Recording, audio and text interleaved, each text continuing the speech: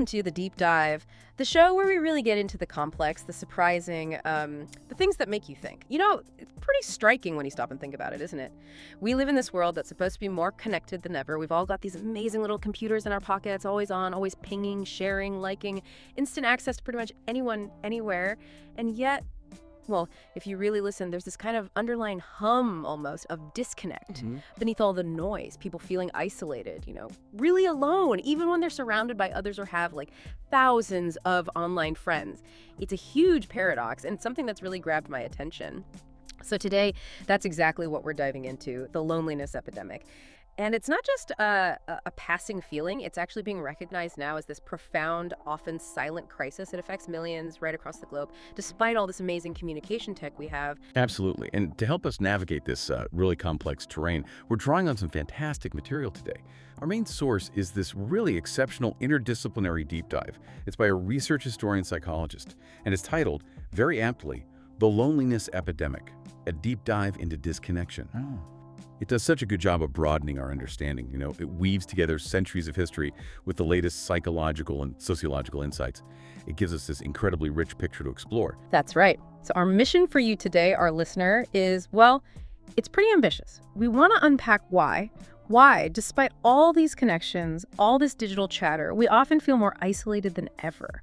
We'll trace the history, see how human connection has evolved over, well, millennia. Then we'll dig into the impacts psychologically, socially. What does it actually do to us as individuals, as a society? We'll look at how it shows up today, explore some surprising facts, maybe bust a few myths along the way, and then ultimately think about what a genuinely connected future might even look like. This deep dive, it's really about getting a nuanced understanding, equipping you with insights that go way beyond just the headlines or, surface level stuff. So let's really get into it. Let's do it. Let's start peeling back those layers. Okay, so to really get a handle on where we are now, we can't just look at today, can we? We have to go back, way back. Because this idea, this fact, really, that humans are fundamentally communal beings.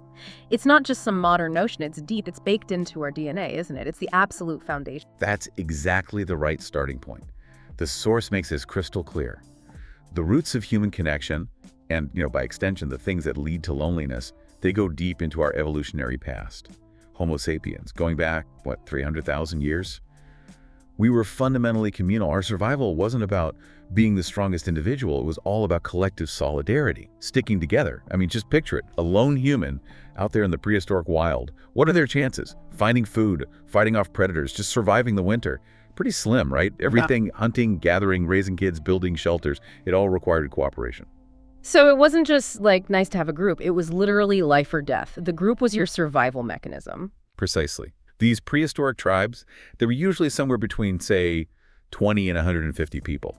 We now call that Dunbar's number, right? Sort of seen as this natural cognitive limit for how many stable relationships we can really maintain. But these groups weren't just about safety. They were the primary source of everything: emotional support, physical security, your whole identity. Back then, being disconnected wasn't just a feeling. It meant being cast out. It often meant death pretty quickly. So loneliness, as we think of it today, this sort of inner void, even when you're around people, it would have been incredibly rare. You were either connected or, well, you probably weren't around for long. The social fabric was just so tightly woven. Right. And that deep-seated need for community, that communal structure, it didn't just disappear when we started farming or building cities, did it? Even as societies got bigger and more complex, connection stayed absolutely central. It just looked a bit different. Not at all. It persisted. If we jump forward to the Middle Ages, communal living was still very much the norm, pretty much everywhere. You look at European villages, the bustling markets in Islamic caliphates, life in African kingdoms, Asian dynasties. Life was fundamentally collective. And these societies weren't just held together by people living near each other. It was about shared rituals, shared purpose. Think about religious ceremonies bringing whole towns together, or seasonal festivals, harvest celebrations marking the rhythm of the year, and oral storytelling. Hugely important for passing down history, values, a collective identity, binding people through shared stories. So your own identity was kind of inseparable from the community's identity. They were woven together. Exactly. The source really emphasizes this. Community and identity were often the same thing. Your role, where you belong, your sense of self, it was all tied up with your village, your clan, your extended family. And what's really fascinating from the source material is that even though they didn't have a word like loneliness, exactly like we use it, they definitely recognized the symptoms. Feelings of deep sadness, withdrawal, isolation. These were often seen as melancholia, or maybe a spiritual problem, a malaise, which tells you that they understood something was fundamentally wrong when someone felt deeply disconnected, even if they explained it differently, maybe through humors or spiritual balance. It shows how much they valued connection and how rare and concerning disconnection was. Okay, so for literally millennia, we had these deeply embedded communities. But then the Industrial Revolution, roughly 1750 to 1900, and it just seems to have thrown everything into chaos, a massive societal upheaval that changed the game entirely for human connection. It really was the Great Disruption, as the source calls it, in terms of connection. The Industrial Revolution triggered this huge, often forced migration to cities. On a global scale, millions of people left these, tight-knit rural communities where everyone knew everyone, where families lived for generations, and they moved into these overcrowded, anonymous cities looking for work in the new factories. They left behind their familiar social safety nets for these sprawling, impersonal places. And it wasn't just moving house, was it? It was a complete change in how you lived, how you worked, who you interacted with. It sounds incredibly jarring. Profoundly jarring. And there's a deep irony here. Yes, maybe wages improved for some, a chance at something different, but the cost, emotional isolation just skyrocketed. Factory life was brutal, relentless, depersonalizing. People worked incredibly long hours, 12, 14, 16 hours a day wasn't uncommon, in monotonous, often dangerous conditions. There was hardly any room for real socialization, certainly not the kind of mutual support they were used to back in the village. You're surrounded by thousands of people in the factory, in the tenements, but you're often deeply alone, lacking real bonds. The source really stresses how this new urban environment created an anonymity that was just completely alien to previous generations. And you can really see this reflected in the culture of the time, can't you? In books, in art. They often pick up on these things first. Oh, absolutely. The source points out that by the mid-1800s, Victorian literature, think Charles Dickens, George Eliot, they start explicitly depicting urban loneliness. Dickens' Bleak House, for example, captures this feeling of individuals being lost or crushed by the vast, impersonal machinery of London. Eliot's Middlemarch explores different kinds of isolation, maybe more intellectual or emotional, within a restrictive society. These writers were capturing this new, widespread societal ache, characters adrift in big, indifferent cities, longing for connection that the new structures just didn't provide. It wasn't just individual sadness anymore. It was becoming a recognizable social condition. Okay, left come forward again. Post-World War II, leading up towards our digital age. We see another huge shift, right? This time towards individualism. Yes, a really profound cultural pivot. The post-war boom, especially in the West, heavily promoted the idea of the nuclear family, the suburban dream. The focus shifted away from extended families living together or nearby towards the self-contained suburban house, your own little castle with a yard and a fence. This physically spread people out, reduced those casual daily interactions you'd have in a denser community. And around the same time, the field of mental health started to clinically define and address loneliness as a specific issue, something that could be diagnosed, not just a mood. Right, so it's becoming medicalized, in a way, moving beyond just being seen as a moral or spiritual failing. Exactly. And then you get into the 1980s and 90s with the rise of consumer capitalism, neoliberal ideas, and the self becomes more than just who you are. It becomes a project, something to be worked on, optimized, branded.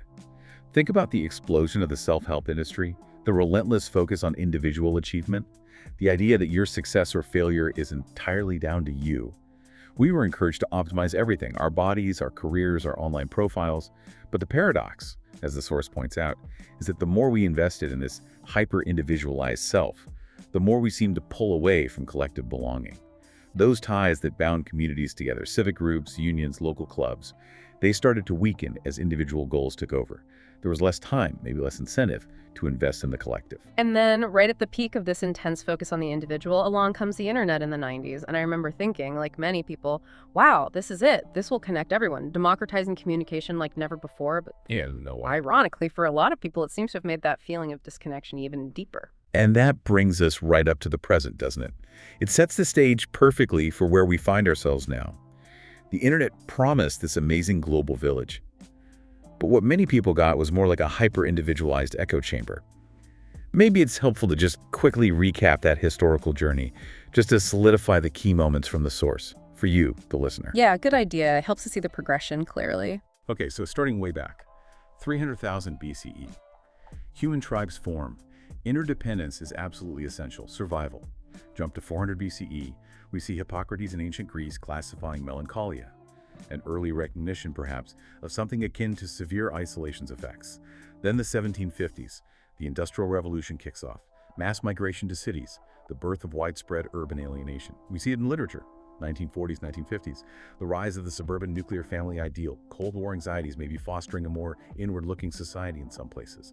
The 1990s, the internet arrives, promises connection, democratizes communication, but paradoxically seems to deepen disconnection for many, offering quantity over quality maybe.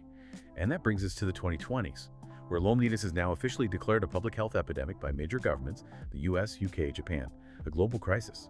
It's a stark contrast to those ancient tribes where community was literally everything. #tag22.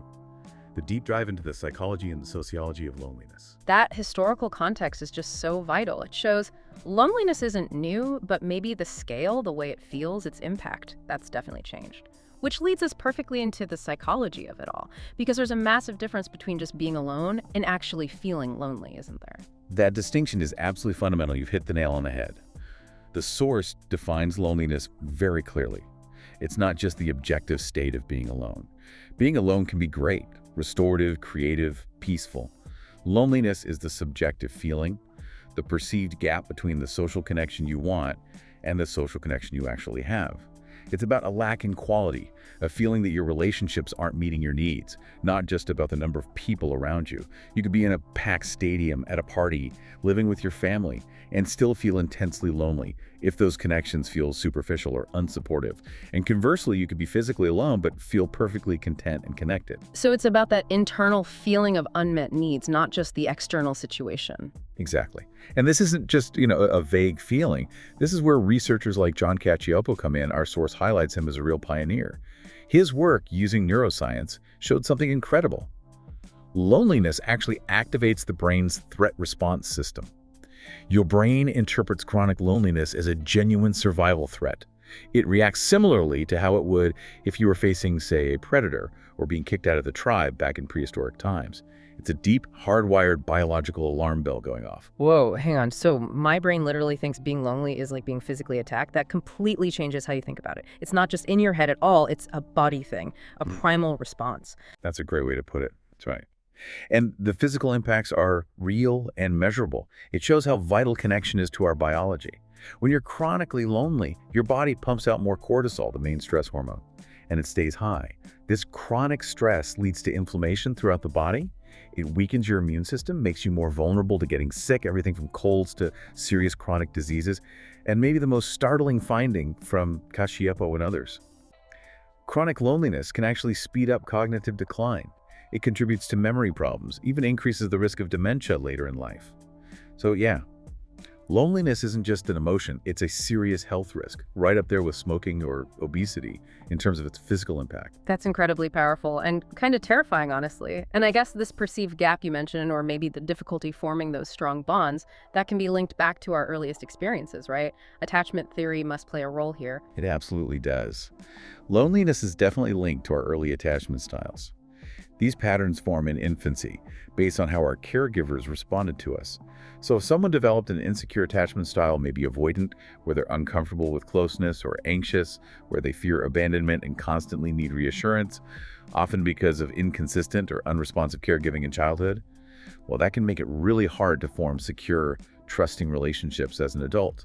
These old patterns can make it difficult to be vulnerable, to trust people, to feel safe in relationships, which then feeds that feeling of a gap between the connection you want and what you have. It can become a tough cycle to break. And today, so much of how we connect is digital, which offers something, but it feels different, qualitatively different, doesn't it? It really does. Digital connections are amazing for bridging distance, right? Keeping in touch with people far away. But they often lack a key biological ingredient. That oxytocin boost we get from physical face-to-face interaction. Oxytocin, sometimes called the love hormone or cuddle chemical, gets released through things like physical touch, sharing a laugh in person, making eye contact, doing things together in sync, things that are mostly missing from purely digital interactions. So there's a big qualitative difference. Digital can give you huge breadth, hundreds, thousands of online friends. but it rarely provides the same depth of neurochemical bonding, that deep emotional connection that in-person relationships offer, which adds to that paradox. Feeling connected online, but still lonely deep down. But this isn't just about individual psychology, is it? There's a bigger picture here, a sociological angle. This sounds a lot like what Emil Durkheim called anomie. It connects directly. The source brings in Emil Durkheim, the classic sociologist, and his concept of anomie. Durkheim described anomie as this state of normlessness. It happens when society's standards, values, and sense of shared purpose break down. And what's amazing is how he basically predicted this emotional vacuum that people would feel in modern societies. As traditional bonds like community ties, religious rules, shared morals started to erode, people would be left feeling adrift, without clear guidance or a sense of belonging. And wow, does that feel relevant today? Even though he wrote about it so long ago. Maybe more relevant than ever. Think about today's world. We're often swimming in these hyper-connected digital spaces, but they're incredibly fragmented. We have access to endless information, endless people, but often lack that deep sense of belonging to a real, cohesive community. That shared sense of norms, values, mutual support that Durkheim said prevents anomie. It's getting harder and harder to find for many people. Social ties weaken, individuals feel more isolated, and that collective conscience, that shared understanding of purpose and identity starts to fray. We're losing the social glue, basically, creating perfect conditions for anomie and the loneliness that comes with it. Which brings us right back to that social media paradox. It's so ironic. We have platforms like Instagram, TikTok, supposedly designed to connect us. And yet the evidence keeps showing that the more time many people spend on them, the more isolated they feel. It just seems backwards. It is the social media paradox, exactly. And it's a huge theme in our source material. Yes, these platforms offer endless connection points, unprecedented access. But study after study shows that more time spent on them, especially in certain ways, often correlates with increased feelings of loneliness, anxiety, even depression, not less. But why? If you're seeing all these people, all these lives unfolding, why would that make you feel more alone? Well, a big part of it seems to be how we use them and what we see. People tend to curate highlight reels, right? Showing only the best moments, the most polished, often unrealistic versions of their lives. It creates this environment where genuine vulnerability is rare. Everyone looks perfect. So you scroll through and you compare. You see everyone else's apparently amazing life, and your own reality feels lacking. This encourages focusing on the breadth of connection, getting more followers, more likes, rather than genuine depth. So you're constantly exposed to these idealized images. You're comparing yourself, and there's very little authentic, messy, real interaction happening. It fosters inadequacy and superficiality. You see the show reel, not the reality, and it makes you feel even more alone with your own uncurated everyday struggles. It's connection that paradoxically makes us feel more disconnected. Okay, so it's clear this isn't just some academic theory anymore. It's hitting hard. So much so that governments, major institutions, they're now officially calling loneliness a public health crisis. That feels like a really significant and frankly worrying development. It's a massive shift. It signals that loneliness is finally being seen not just as a personal problem, something an individual needs to fix, but as a major societal issue, on par with things like obesity or addiction. And the source gives some really concrete examples of this global recognition. It shows how seriously it's being taken. Back in 2018, the UK did something groundbreaking. They appointed a minister for loneliness. That was a world first, a specific government role dedicated to tackling social isolation across the board, from young people to the elderly, trying to coordinate efforts. Wow, a dedicated minister. That really says something about the scale of the problem. It really does. And then more recently, 2023, the U.S. Surgeon General, Dr. Vivek Murthy, issued this really powerful advisory. He officially declared loneliness a public health crisis in the U.S. And he used that now famous comparison, saying the health impact is similar to smoking 15 cigarettes a day, just to shock people into realizing how physically damaging it is. He called it, and I'm quoting the source here, a profound crisis hiding in plain sight, affecting health, communities, even the economy. And Japan, too, has created a similar government post, partly in response to issues like hikikomori, which we can talk about later. So you have these major nations all saying, okay, this is serious, we need a national response.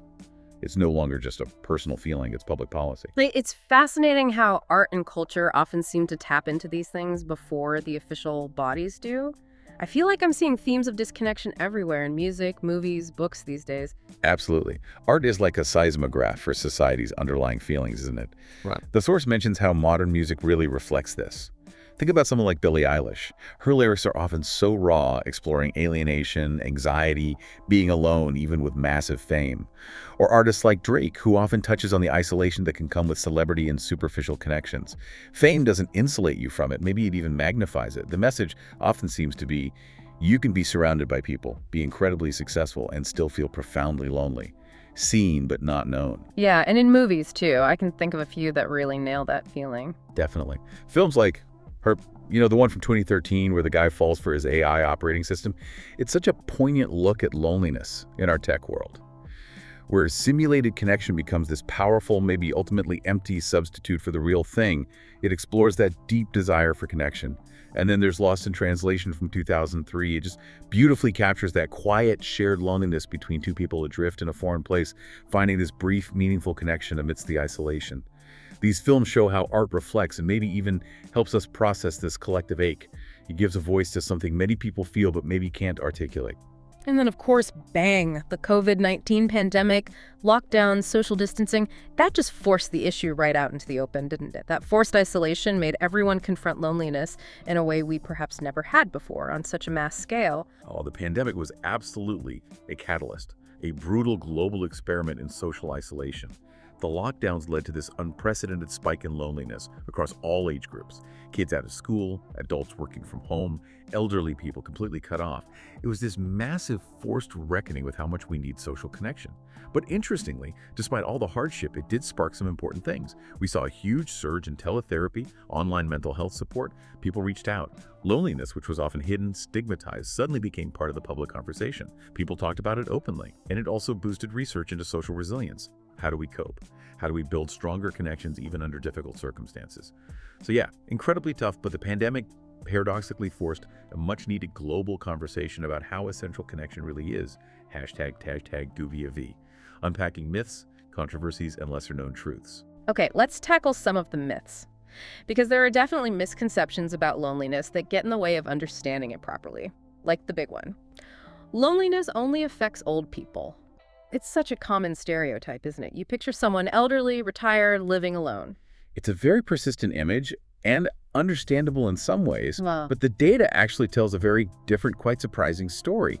While older adults absolutely can and do suffer from loneliness, the source makes it clear, based on lots of research. It's actually young adults, aged 18 to 24, Gen Z, essentially, who consistently report the highest rates of loneliness in many developed countries. That completely flips the script for a lot of people. It forces us to question who we think is lonely versus who actually is.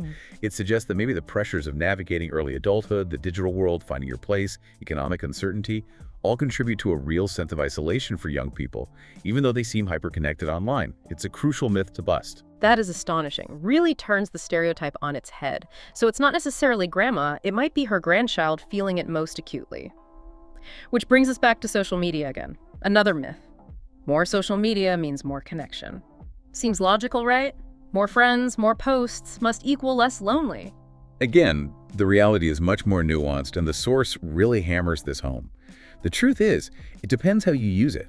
Specifically, passive use, just endlessly scrolling through feeds, consuming content, without really interacting meaningfully, without genuine back and forth. That kind of use is actually linked to higher levels of loneliness and depression. It comes back to that quality versus quantity thing. It's not about how many friends you have online. It's about the depth and authenticity of those interactions. Just watching everyone else's curated perfect lives can make you feel worse about your own, more isolated, more like you're missing out. The comparison trap is real. Okay, and beyond the myths, there's a pretty significant debate among experts, isn't there? A controversy about how we should even frame loneliness. Is it fundamentally a disease, like a personal illness needing treatment, or is it more of a symptom of bigger problems in society itself? This is a really important debate because it shapes how we think about solutions. Some scholars, as the source points out, argue strongly against purely medicalizing loneliness. They worry that labeling it just as an individual pathology, a disease in someone's head, risks completely ignoring the huge systemic factors that contribute to it. They argue it's often a symptom of broader societal issues, like the way capitalism can prioritize profit over community well-being, or how our cities are often designed promoting isolation with car dependency rather than walkable, connected neighborhoods, or the precarious nature of modern work, the gig economy, which can atomize people. So this view pushes us to look beyond just individual therapy or apps. It says we need to address the societal structures that are making so many people feel disconnected in the first place. If the system itself is fostering loneliness, just treating individuals won't fix the root cause. That's a really critical perspective. It shifts the focus dramatically, and if that wasn't mind-bending enough, here's something truly fascinating, maybe a bit scary. Chronic loneliness actually physically changes your brain. That sounds intense. It is one of the most striking findings discussed in the source material. It highlights just how severe the biological impact is. Using neuroimaging, like fMRI scans, studies have shown measurable physical changes in the brains of people experiencing long-term loneliness.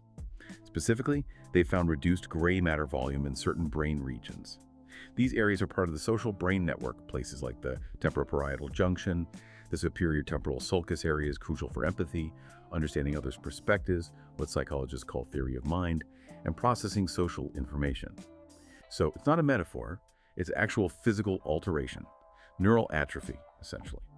It suggests that chronic loneliness doesn't just feel bad, it can literally impair the brain's machinery for social connection, making it harder to read social cues, empathize, engage effectively, which could tragically create a vicious cycle, leading to even more isolation. Your brain becomes less equipped for the very thing you need most. Hashtag V, expert voices and alternative views. These insights are just staggering, and they really build on the work of some key thinkers in this field. It feels important to acknowledge the expert voices who've really shaped how we understand loneliness today. Absolutely. The source makes sure to credit the pioneers whose work is foundational here. We've mentioned Dr. John Cacioppo from the University of Chicago already. He really pioneered social neuroscience. His core message, consistently reinforced, was that loneliness isn't just a mood, it's a biological signal, like hunger or thirst. It's a fundamental human need crying out, triggering that survival response when unmet. He really anchored loneliness in our biology. And then there's Sherry Turkle from MIT. Her work feels incredibly relevant to our digital lives. She's been studying this for ages. Yes, Turkle's work, especially her book Alone Together, is so pertinent. Her theory is compelling, that our technology, with its constant promise of connection, is subtly shifting our expectations. We start expecting more from our machines, our phones, AI, bots, and as a result, we start expecting less from each other. We get used to easy, curated, low-effort interactions online. And this, she argues, can erode our skills and patience for real human relationships, which are messier, demand more vulnerability, more effort, but are ultimately more rewarding. She asks that really provocative question. Are we sacrificing real conversation for just the feeling of connection? Yeah, powerful stuff. And bringing it back to the policy level, Dr. Vivek Murthy, the U.S. Surgeon General, he's been such a prominent voice recently. He really has. His position gives him a huge platform, and he's used it effectively. His declaration of loneliness as that profound crisis hiding in plain sight really elevated the issue. He's been crucial in framing it not just as a personal problem, but as a major public health emergency, demanding a response from everyone, individuals, communities, government. He's really pushing for social connection to be seen as a vital pillar of public health, just like nutrition or physical activity. But it's also important to hear different takes, right? Not everyone frames it exactly the same way. The source mentions Johan Hari as offering a different perspective. Right, and Hari's perspective, especially from his book Lost Connections, offers a really interesting counterpoint. He pushes back against the idea that loneliness or depression, which is often linked, is primarily just about individual brain chemistry needing medication. He argues that it stems more fundamentally from a loss of meaningful connections in several key areas of modern life. He talks about the loss of meaningful work jobs that feel purposeful and collaborative, the breakdown of community, less civic engagement, fewer shared spaces, and a decline in meaningful values, maybe a loss of spiritual connection, or just a sense of purpose beyond consumerism. So for Hari, it's less about fixing individual brains and more about fixing the societal conditions that are causing the disconnection in the first place. Exactly. Hari's view powerfully shifts the lens from the individual patient to the societal environment. He argues that just giving individuals antidepressants or therapy, while sometimes helpful, doesn't address the underlying reasons why so many people are feeling disconnected. It's like treating the symptom without addressing the cause. His perspective really broadens the conversation about solutions. It pushes us to think about systemic change. How do we build societies that inherently foster connection, purpose, and community, rather than undermining them? It's about fixing the environment, not just the individual. These ideas really hit home when you look at specific examples from around the world. They show just how this loneliness epidemic plays out in different places, sometimes in really extreme ways. They really do. And one of the most striking, almost shocking examples comes from Japan, the phenomenon known as hikikomori. This term refers to, estimates suggest, over 1 million Japanese adults, mostly younger men, who have completely withdrawn from society. They live in total isolation, often for years, even decades, usually shut away in their bedrooms in their parents' homes, rarely leaving, cutting off almost all social contact. Modern-day hermits, essentially. That level of isolation is just hard to comprehend. It sounds like something from fiction, but it's a real social issue there. It's very real and deeply concerning. And these extreme cases are often seen as a stark illustration of a deeper, systemic problem of social disconnection in hypermodern, high-pressure societies like Japan. People point to factors like intense academic pressure, rigid social expectations, maybe difficulties with communication around mental health, the breakdown of traditional support structures. It serves as this really powerful, albeit extreme, global example of how bad disconnection can get when societal pressures meet a lack of adequate support. And thinking about more recent trends, what about remote work? Digital nomadism. It offers so much freedom, the ability to work from anywhere. But does that constant movement come with its own kind of loneliness? That's a really interesting modern paradox the source touches on. Yes, digital nomads enjoy incredible freedom and flexibility, working from Bali 1 month, Lisbon the next. But the potential downside is profound rootlessness. If you're constantly moving, it's incredibly difficult to build those deep, long-term community ties that really ground you and provide consistent support. You might meet lots of people, join co-working spaces, but those relationships often lack the depth, the history, the shared context that truly combat loneliness. So it can lead to this different kind of isolation. Maybe you're surrounded by people, but you don't really belong anywhere. You lack those deep roots. And sometimes the most revealing examples come from places you wouldn't expect, places that seem to have it all figured out, like Sweden and elderly care. Right, this Swedish example is fascinating because it challenges assumptions. Sweden has amazing healthcare, strong social welfare. You'd think loneliness wouldn't be such an issue, especially among the elderly who are well supported materially. Yet reports show many elderly Swedes experience crushing loneliness. And the source suggests it's not necessarily a failure of services, but linked to a deep cultural value, independence. There's a very strong emphasis on self-reliance, individual autonomy. Families might be more dispersed. There's a cultural norm of not wanting to be a burden. So, while admirable, this extreme focus on independence can inadvertently lead to isolation, especially as people age and might hesitate to ask for help or company, even when they desperately need it. So the culture itself, its core values, can really shape how loneliness manifests or how common it is, which leads us to think about cultural variations more broadly. Exactly. Loneliness isn't experienced the same way everywhere. The source gives a great comparative overview. In more collectivist societies, think places like India, Nigeria, the Philippines, family and community bonds are traditionally much stronger. Extended families often live together or very close by. Group harmony is prioritized. This often means there's a built-in, robust support system, constant interaction, shared responsibilities. Loneliness rates tend to be lower. The potential downside, though, can be stigma around mental health. It might be harder to talk openly about feeling isolated, even if you do, because the expectation is that you should feel connected. And compare that to more individualist societies. Right. In places like the US, UK, Germany, the emphasis is much more on self-sufficiency, personal achievement, individual freedom, which has its benefits, of course, but it can also mean people suffer in silence. There's sometimes an implicit expectation that you should handle your problems yourself. Asking for help can feel like admitting failure. Support systems often become privatized. You pay for therapy, you use an app, you call a helpline. It's less likely to be just naturally embedded in your daily interactions with neighbors or extended family. It can feel more transactional. And then, as a complete contrast, there are cultures where our modern idea of loneliness barely even exists. Yeah, this is a really powerful contrast. The source mentions some nomadic and indigenous cultures. In many traditional tribal societies, profound loneliness is almost unheard of, and it seems linked to several things. Constant communal living where almost everything is done together, strong oral traditions that reinforce a shared identity and history, and often a deep connection to the land, which fosters a sense of belonging that goes beyond just other people. In these contexts, the whole structure of life is built around interdependence, making deep isolation almost structurally impossible. It's a completely different way of being. This has been incredibly thorough, covering so much ground: history, psychology, culture. Now, maybe let's step back for a moment and look critically at the whole conversation about loneliness itself, the loneliness discourse.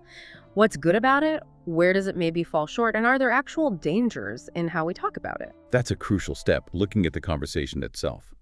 Let's start with the strengths. Clearly, the increased awareness is huge. Bringing loneliness out of the shadows, talking about it openly, funding research, sparking activism. That's all vital progress. You can't fix a problem people don't acknowledge. Also, technology. We've talked about the downsides, but used well, it can be a powerful tool against isolation. Video calls connecting families across continents, online support groups for people with rare conditions who'd otherwise be totally alone. These can be lifelines. And maybe on a personal level, experiencing loneliness, while painful, can sometimes lead to positive change. Yes, that's a really important point. Paradoxically, feeling lonely can be a catalyst.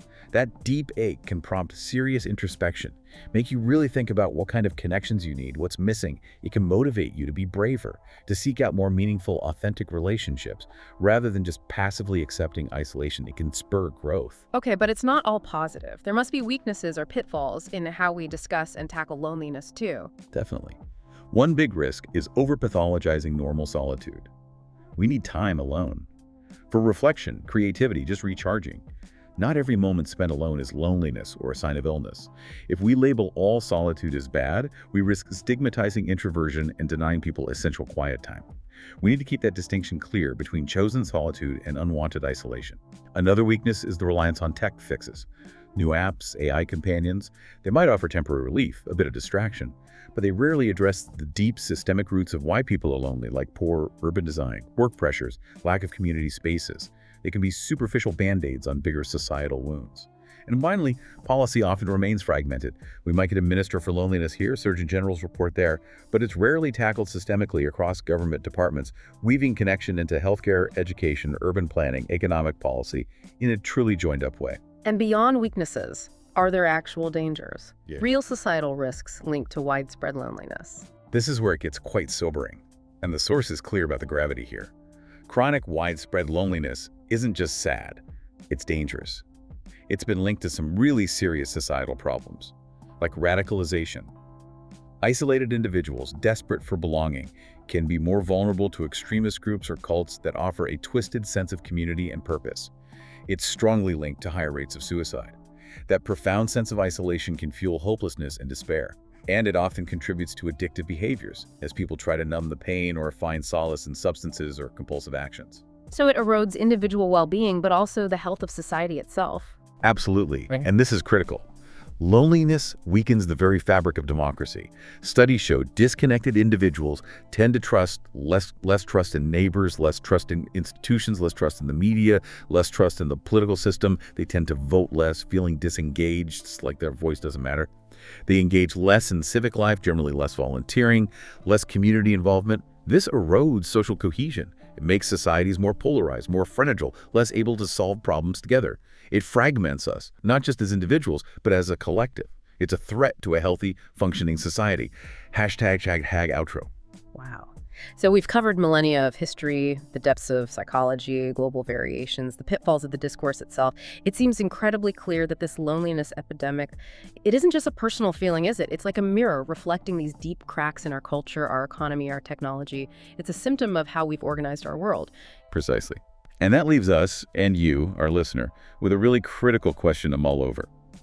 As we keep building smarter cities, as AI companions get more sophisticated, as we move further into digital realms, what kind of connection are we actually optimizing for? Are our systems and lifestyles pushing us towards efficiency and maybe superficial interaction? Or are we consciously trying to build environments that nurture deep, genuine, meaningful human bonds? That feels like the absolute core of it. Maybe the answer isn't just more connection, more followers, more apps, more noise. Maybe it's about more meaningful connection, the kind that involves vulnerability, empathy, a sense of shared purpose. I think that's exactly right. The future really demands we rethink what community means. Moving beyond just living near each other or clicking like on an app, it seems to require maybe a renewed focus on shared rituals, creating spaces where it's safe to be vulnerable, cultivating a sense of collective purpose that goes beyond just individual success. We have to ask ourselves collectively, are we willing to build a society that values relational well-being just as highly as it values economic growth or technological progress? Or are we going to continue down this path, finding ourselves, ironically, more and more together alone? Really powerful thoughts to end on. Thank you for joining us on this incredibly important deep dive into the loneliness epidemic.